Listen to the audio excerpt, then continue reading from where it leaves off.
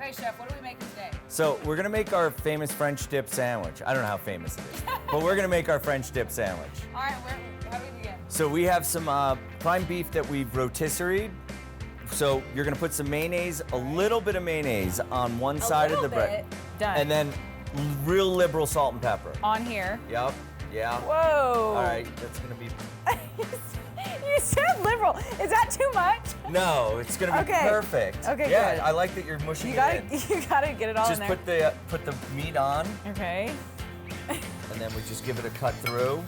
And then the most important thing Right. is our broth. So the broth is beef stock with garlic, shallots, and herbs de Provence. That's Okay, what so makes the is this French all you dip. do? That's it. Okay. Are you gonna try it with me? Yeah. Pretty easy, not too much work. Woo! Hot. Hot, but Salt's perfect. delicious. The perfect amount of salt and pepper. Perfect. How easy is this to make for people at home, getting ready for game day? So we rotisserie the beef. I would just go buy a really good thin sliced roast beef from the supermarket and let it sit on your counter for an hour so that it's not ice cold.